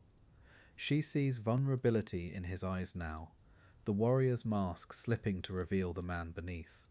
Tired, lonely, but filled with a love so deep it transforms his very being, making him human, making him hers. The garden bears witness to their slow approach, flowers seeming to lean inward, as if blessing this reunion. The koi pond ripples with gentle movement, creating circles that expand outward, like the waves of emotion flowing between them. Even the evening breeze grows still, as if all of nature holds its breath, waiting for the moment when two hearts will finally acknowledge what they have always known. Time becomes elastic, stretching each heartbeat into eternity. As they draw closer, she can see the exhaustion in his shoulders, the weight he has carried, but also the hope that lights his features, the same hope that has sustained her through endless nights of wondering, of praying, of keeping faith when all seemed lost, now reflected back to her like sunlight on water. The unspoken confession that lives between them begins to take shape, not in words, but in the language of souls, recognizing their match, in the way his hand trembles slightly as he reaches toward her, in the way she doesn't step back, but remains steady and welcoming, creating space for vulnerability, for truth, for the love that has always existed, but never dared to speak its name. As the sun sinks lower, painting everything in shades of gold and crimson, they stand at the threshold of a new beginning, the weight of separation finally lifting from their shoulders, replaced by the sweet anticipation of connection, of honesty, of a love no longer hidden behind duty's veil. The moment stretches, precious and fragile, like the first breath of dawn after the longest night. In the gathering twilight, with hearts finally ready to speak their truth, they prepare to cross the final distance between them, not just in body but in spirit, leaving behind the careful dance of propriety, embracing instead the raw honesty of love rekindled, love returned, love that has survived separation and doubt, now ready to bloom in the sacred space between two souls who have found their way home. Chapter 11. Somewhere Between the Lines. In the quiet sanctuary of the moonlit garden, time seems suspended between heartbeats. Our samurai stands before his beloved, hands trembling as he extends a silk-wrapped bundle. Within these folds lie months of unspoken truth, letters penned in the solitude of duty-bound nights, his voice barely a whisper, as he offers what his honor could never allow him to speak aloud. She receives the bundle with reverent hands, feeling the weight of paper and emotion. Her fingers trace the silk binding, understanding instinctively that these pages hold the fragments of his guarded heart. The garden holds its breath as she unfolds the first letter. Moonbeams illuminate the careful brushstrokes, each character formed with the precision of a warrior and the tenderness of a lover. Her eyes widen at the familiar script. The first letter begins simply, "My dearest, though I cannot speak these words," and already her heart quickens. Here, in black ink on rice paper, lives the soul she has glimpsed only in stolen moments. His words flow like water over stones, describing how her laughter echoes in his thoughts during the longest nights of duty, how her grace haunts his meditations. each sentence a bridge across the chasm of silence. Letter after letter reveals the depth of his internal storm, duty pulling one way, love another.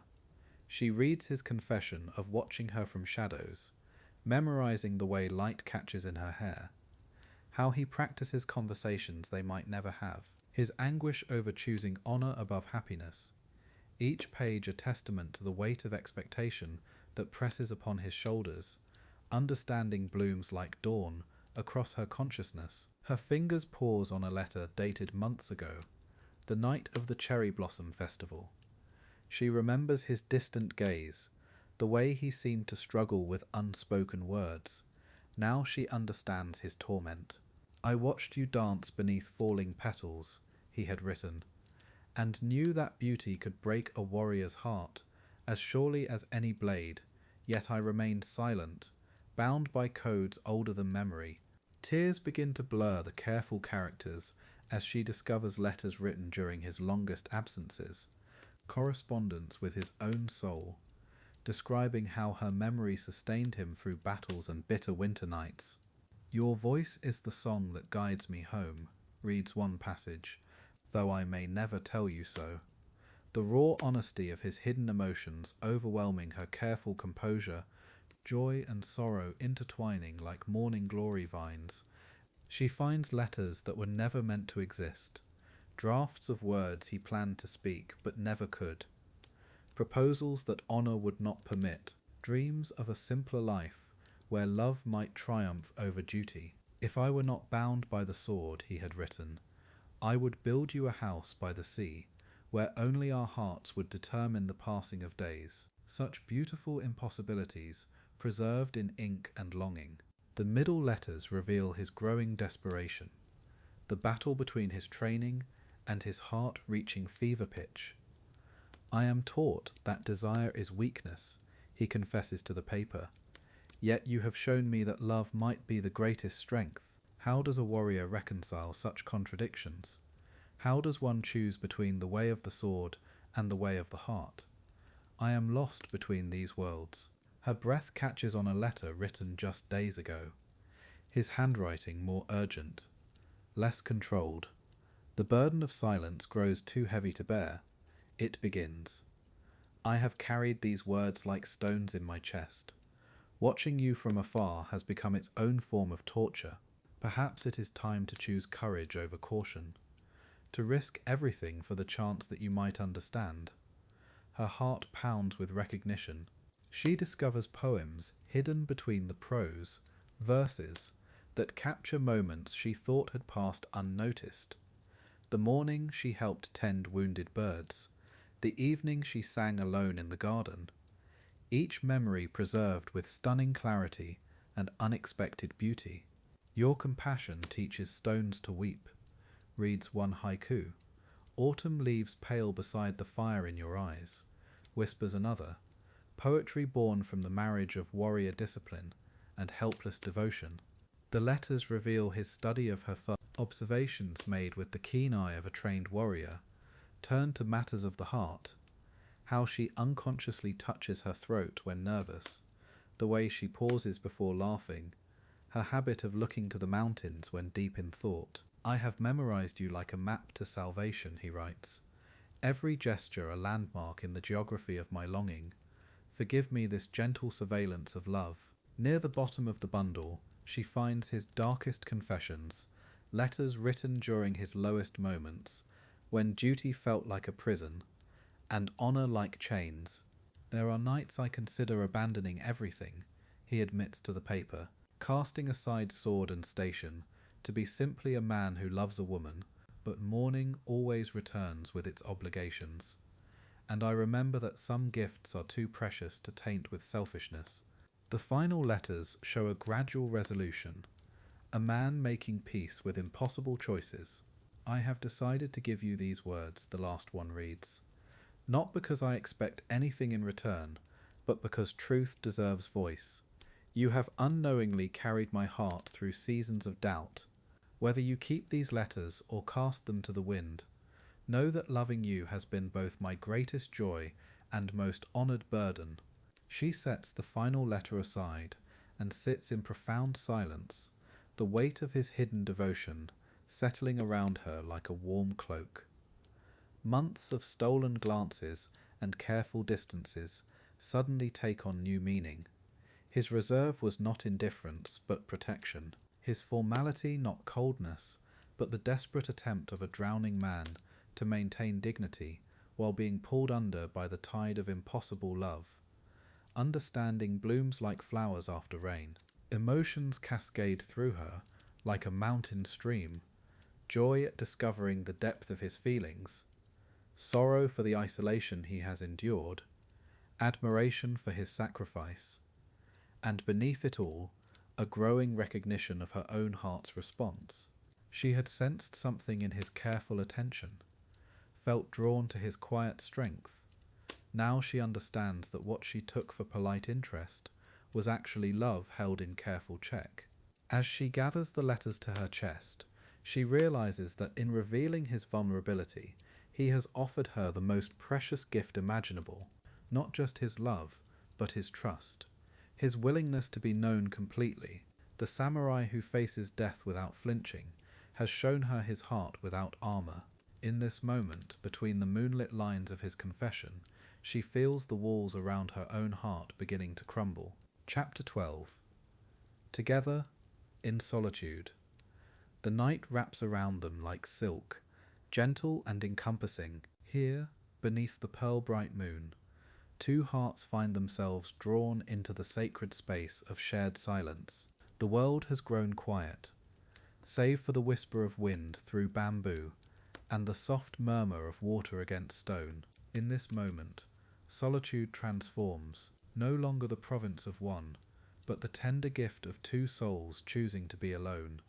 Together, side by side, they sit upon the wooden veranda, the ancient boards worn smooth by countless seasons, their shoulders nearly touching, yet neither dares to close that final breath of distance. The space between them hums with unspoken words, with glances that linger just a heartbeat too long. Moonbeams filter through the garden, painting everything in silver and shadow. The koi pond reflects their silhouettes, two figures merged into one shimmering image below. In samurai tradition, the deepest emotions were often held within, like precious tea ceremonies, where every gesture carried meaning. Love, too, followed its own intricate choreography. Tonight, their silence speaks volumes that words could never contain. He adjusts his kimono with practiced grace. She smooths her sleeves, small movements that seem casual, yet pulse with the rhythm of hearts learning to beat in harmony. The night air carries the scent of jasmine and possibility. The sudowoodo stands sentinel in the garden, its branches reaching toward the star-scattered sky. This ancient tree has witnessed countless seasons of love and loss, its weathered bark holding the secrets of generations. Beneath its protective canopy, lovers have sat through centuries of moonlit nights, just as they sit now, adding their own quiet chapter to its endless collection of whispered promises and gentle sighs. Time moves differently here, measured in heartbeats rather than hours. Her breathing matches the gentle rhythm of night, soft and measured, like the careful brushstrokes of a master painter creating beauty from emptiness. He listens to this delicate music, memorizing its cadence. In the distance, a temple bell tolls the hour, its bronze voice carrying across the sleeping village. But here, in their shared solitude, time holds no dominion. The only clock that matters is the steady pulse of two hearts, slowly, carefully, learning to trust. The pond's surface trembles with each breath of wind, sending ripples across the reflected moon, like emotions that can no longer be contained. The water shivers with unspoken feelings. She watches these gentle disturbances, seeing in them the mirror of her own heart. The koi move lazily beneath, their orange and white forms gliding like living brushstrokes through liquid ink. Everything here speaks of patience, of waiting, of love that grows stronger in silence than in words. His hands rest carefully on his knees, fingers still as carved stone, yet beneath this composure, Every nerve awakens to her presence. The space between them crackles with unspoken longing. In samurai culture, restraint was considered the highest virtue. Tonight, that restraint becomes a form of devotion. Each moment of held desire, a prayer offered to the gods of patience. The night breeze stirs her hair, and he closes his eyes, breathing in her gentle fragrance. Crickets begin their evening chorus, a symphony of small voices rising from the garden's depth. Their song weaves through the night air, joining the whisper of leaves and the soft lap of water against stone. She tilts her head slightly, listening to this natural music, and he watches the graceful curve of her neck. In this moment, the world contracts to just this: the space they share, the air they breathe, the silence that holds them both. Moonlight transforms the garden into something ethereal. Shadows dance between reality and dream, creating a landscape where hearts can speak truths too delicate for daylight. The stone lantern flickers with gentle flame, its warm glow painting their faces in soft gold. Here, beneath heaven's watchful eye, they exist in a bubble of time, where only feelings matter, where love needs no words, no grand gestures, only presence, only the courage to sit together in perfect, trembling silence. A night bird calls from somewhere deep in the bamboo grove, its voice lonely yet beautiful. The sound echoes their own hearts.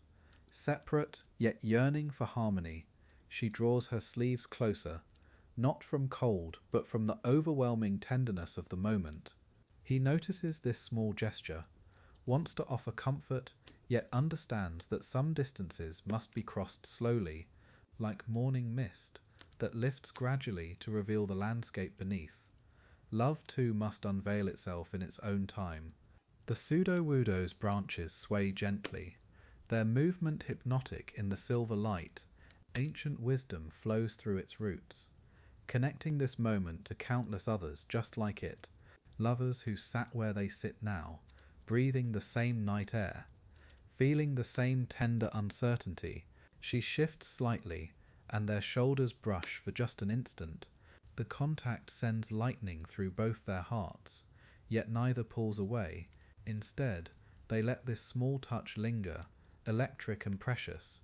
In the pond's depths, moonbeams dance like scattered coins of light. The water holds their reflections, creating a second world where they sit even closer together, where their images merge and separate with each gentle ripple. She sees this aquatic romance and smiles softly, understanding that even their shadows long to touch. The night air grows cooler, and steam rises faintly from the warm earth, carrying with it the scent of wet stone and night-blooming flowers. His breathing deepens as courage builds slowly within his chest. Each exhale carries away a small piece of his careful reserve. In samurai tradition, the heart was considered a fortress, to be guarded carefully, yet tonight he feels those walls beginning to soften, not crumble, but transform into something more like a garden gate, something that might, with the gentlest touch, swing open to reveal the tender landscape within. The possibility both terrifies and exhilarates him beyond measure. She feels the shift in the air between them, subtle as the turn of seasons. Emotions that have been carefully contained now press against the boundaries of silence. Her pulse quickens, yet she remains still as moonlight on water. In this culture of unspoken understanding, she knows that love announces itself not in words but in presence, in the willingness to share space, to share breath, to let another see you in your most unguarded moments. The night holds them both like cupped hands. The temple bell tolls again, its bronze voice carrying across the valley, marking not just the passage of time, but the sacred nature of this moment. They sit in the space between what was and what might be, poised on the edge of transformation. The pseudo-wudo watches over them like a guardian spirit, its ancient presence blessing this tender unfolding in the pond. Their reflections shimmer and merge, a preview of hearts learning to beat as one rhythm. As clouds drift across the moon's bright face, Shadows play across the garden. Light and darkness dance together in perfect harmony, just as two hearts are learning to do in this moment of shared solitude. Love reveals itself not as conquest or surrender, but as the simple miracle of choosing to exist together in silence, in stillness, in the sacred space where souls recognize their other half. The night embraces them, and they embrace their destiny, unspoken but unmistakably real. Chapter 13. The Unspoken Promise. In the gentle embrace of spring, wildflowers carpet the meadow in soft pastels. Cherry blossoms drift like snow through the warm air, carrying the scent of hope and renewal. Here, where silence speaks louder than words, two hearts prepare to exchange something more precious than gold, something that will bind their souls across the uncertain tides of time and honor. The samurai stands at the meadow's edge, his dark silhouette framed by dancing wildflowers in his hands. He cradles something small yet profound, a gift that holds within it the weight of unspoken devotion. His lady waits among the blooms, her silk kimono catching the light like morning dew. Neither speaks, yet their hearts converse in the ancient language of love. This moment has been months in the making, carefully orchestrated through stolen glances and subtle gestures that only they could interpret. In samurai culture, direct declarations of love were forbidden. Instead, lovers spoke through symbols, through gifts that carried encoded meanings. Today, beneath the vast sky, he would offer her something that transcended all spoken words, a promise carved in silence. He approaches slowly, each step measured and reverent. The wildflowers part before him. Like gentle waves in his palm rests a small wooden charm, carved with infinite care during long winter nights. Its surface bears delicate engravings that tell their story, a story of patience, of honor, of love that grows stronger in the spaces between words. His hands tremble slightly. She watches his approach with eyes that mirror the depth of still water. Her breathing becomes shallow, sensing the gravity of this moment. Around them, the world seems to pause. Even the birds grow quiet, as if nature itself recognizes the sanctity of what unfolds. Her fingers unconsciously touch the silk cord at her waist, the same cord he had gifted her seasons ago. Without words, he extends the wooden charm toward her, his eyes never leaving hers. In samurai tradition, such gifts were not mere tokens. They were vessels of the soul, carrying promises that could not be broken. The carved symbols catch the light, circles within circles, representing eternity, intertwined branches, symbolizing two lives becoming one, a secret message only she could decipher. Her fingers close around the charm, and with that touch, an invisible bond forms between them. No vows are spoken, yet they are wed in spirit. No rings exchanged, yet they are bound. This is the unspoken promise, that despite the uncertainty of his path, despite the demands of duty and honor, their love will endure. Carved in wood, sealed in silence, blessed by wildflowers, she traces the carved symbols with her fingertip, reading the message he has encoded there in the ancient script of lovers. He has written what cannot be said aloud, until cherry blossoms cease to bloom, until mountains bow to the sea, until time itself grows weary. I am yours, and you are mine. Tears glisten in her eyes like morning dew on petals. The encoding follows patterns known only to educated nobility. Each curve and line carries double meaning to casual observers. It might appear as decorative art, but to her, trained in poetry and symbols, it reveals the depth of his devotion. The promise goes beyond marriage. It transcends life itself, a vow to find each other in whatever realm awaits beyond this earthly existence. In samurai society, such promises carried the weight of sacred oaths. To break them would be to dishonor not only oneself, but one's ancestors and descendants. Yet they were made in silence. witnessed only by the calmy spirits that dwell in natural places. The wildflower meadow becomes their temple, the swaying grasses their witnesses, heaven and earth their altar. She understands the magnitude of his gift, in a world where samurai could be called to die at any moment, where duty might separate them across vast distances. This promise becomes an anchor for her heart.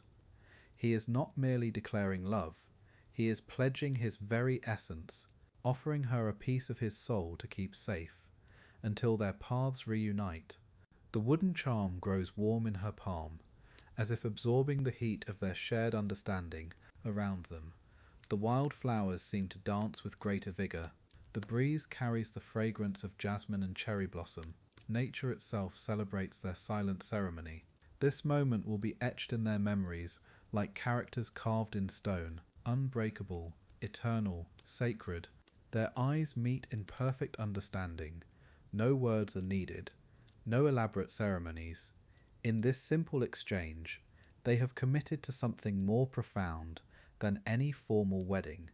They have chosen to love beyond reason, beyond circumstance, beyond the very boundaries of mortal life. The unspoken promise hangs in the air between them, like incense in a shrine. As she clasps the charm to her heart, she feels his love flow through it like warm sake through winter-cold veins. He has given her more than a token. He has given her strength to endure whatever separations may come, courage to face uncertain tomorrows, faith that love transcends even death itself. The promise becomes part of her heartbeat, her very breath. This moment marks the turning point in their story, the climax toward which every stolen glance, every subtle gesture, every patient season has been building. They stand now at the threshold of complete understanding, bound by something stronger than law, deeper than tradition, united by the unspoken promise that will carry them through whatever trials await. Their love has become legendary. As twilight begins to paint the sky in soft purples and golds, they remain in the wildflower meadow, holding this sacred moment like a jewel against their hearts. The unspoken promise has been made and received. Their souls are now intertwined like the carved branches on the wooden charm, and destiny prepares to test the strength of what they have built in silence. Chapter 14. Bonds Sealed in Silence. The cherry blossoms drift like whispered promises through the evening air. Each petal carries the weight of unspoken devotion, settling gently upon the stone path where two hearts have learned to speak without words. In this sacred grove, where spring's tender beauty mirrors the delicate dance of their courtship, the final chapter of understanding begins. Here, beneath nature's soft canopy, love requires no grand proclamation. She approaches the familiar garden with measured steps, her silk sleeves catching the last golden light of day. The cherry trees, heavy with bloom, seem to bow in recognition of this moment. He waits beneath the largest tree, his silhouette steady and sure against the backdrop of pink and white petals. Neither rushes, for in the way of their ancestors, the deepest emotions flow like rivers, quiet and constant. Their eyes meet across the scattered petals. No words disturb the sacred silence between them. Seasons of careful courtship have taught them to read the language written in glances, in the tilt of a head, in the pause before a bow. She moves closer, each step deliberate as poetry. He remains still, yet every fibre of his being speaks of welcome. The cherry blossoms continue their gentle descent around them. The weight of tradition rests upon their shoulders, like ceremonial robes. Yet within its confines, they have discovered freedom, freedom to love deeply, while honouring the codes that shaped their world. She stops 3 paces away, the proper distance, yet in her eyes burns a warmth that spans any gap.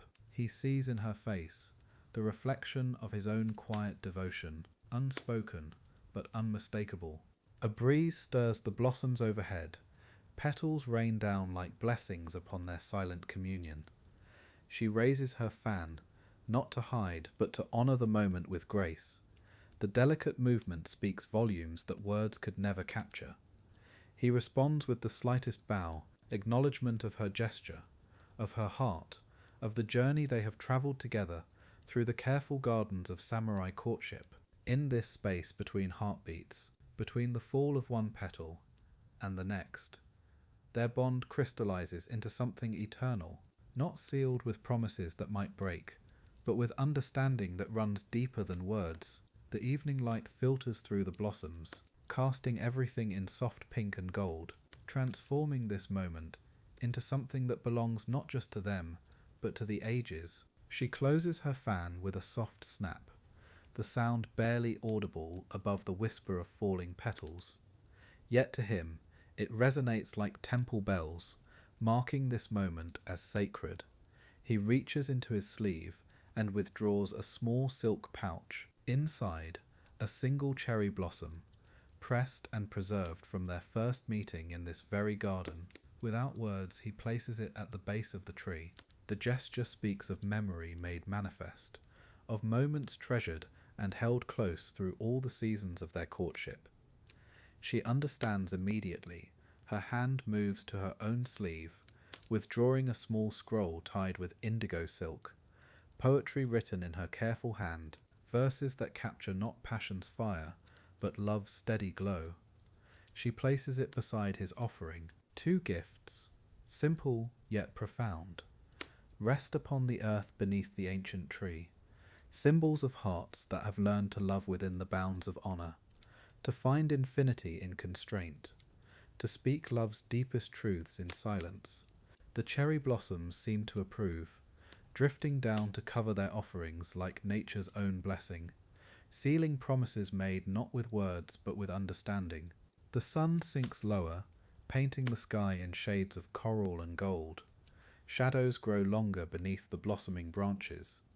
Yet neither moves to leave. This moment, born of patience and reverence, deserves its full measure of time. They stand in comfortable silence, two souls who have learned that love's greatest strength lies not in its declarations, but in its quiet constancy.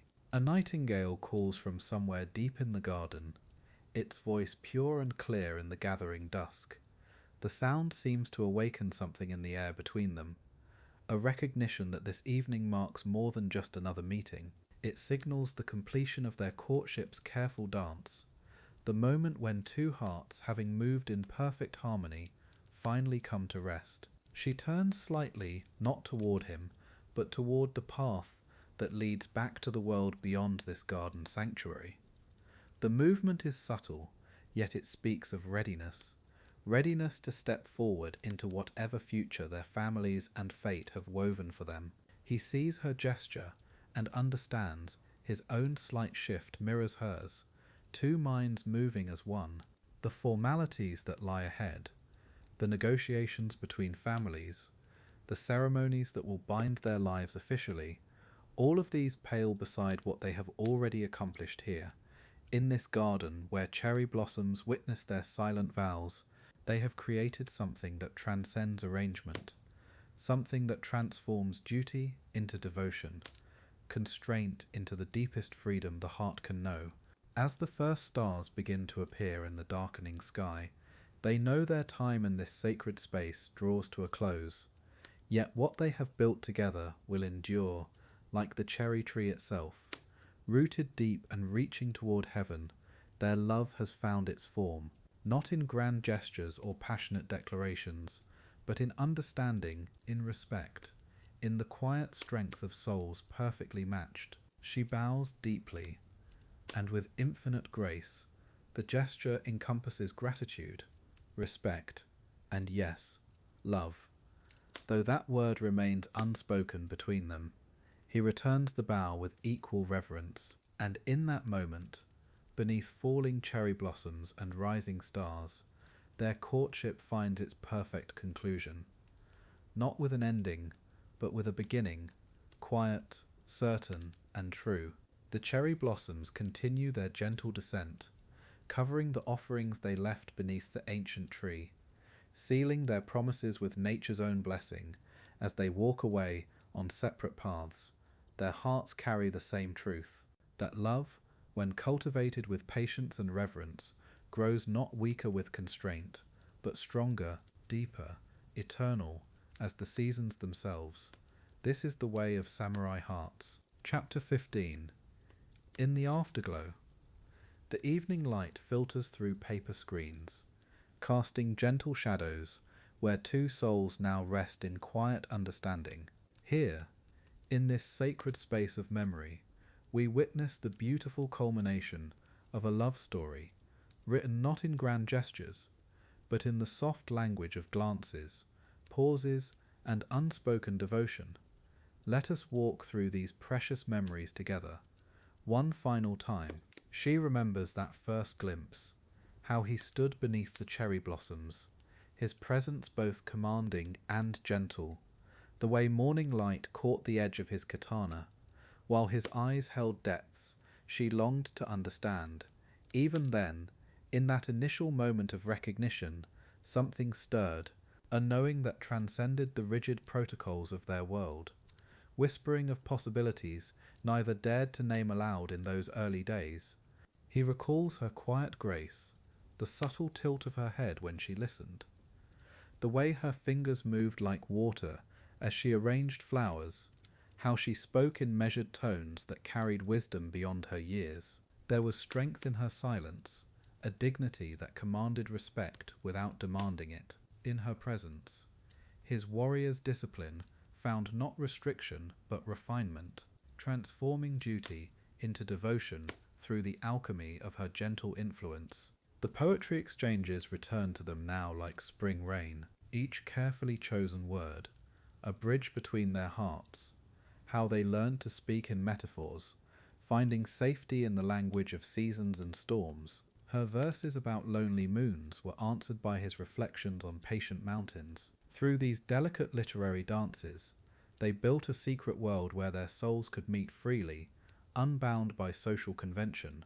Those stolen moments by the koi pond resurface like gentle dreams, the way they sat in comfortable silence, watching golden fish trace lazy circles beneath lily pads, how their reflections wavered together on the water's surface.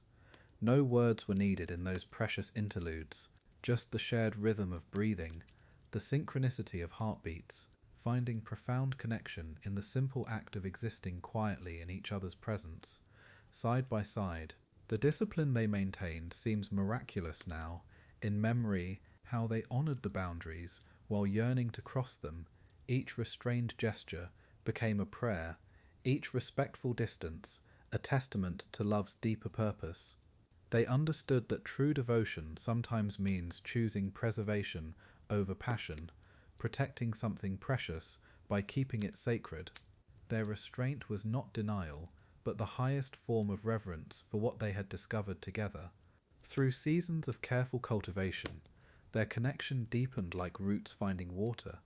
Spring brought tentative conversations, summer warmed their growing understanding, autumn taught them patience as leaves demonstrated the beauty of letting go.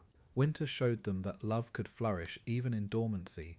Each season added layers to their bond, creating something resilient yet tender. A love that grew stronger, not despite their constraints, but because of them. The beauty of their restrained love story unfolds now in full appreciation, how they communicated through the angle of a bow, the duration of a pause, the way a teacup placed just so could convey volumes. Their love language became an art form, refined and subtle. Others might have seen mere courtesy, but between them flowed rivers of meaning. Every gesture was a love letter written in the calligraphy of careful attention. How different this peaceful moment is from their story's beginning. Then, loneliness had been their constant companion. He stood solitary among cherry blossoms. She sat alone with her thoughts. Two souls orbiting the same sun, but never touching. Now in this gentle afterglow, that isolation feels like another lifetime.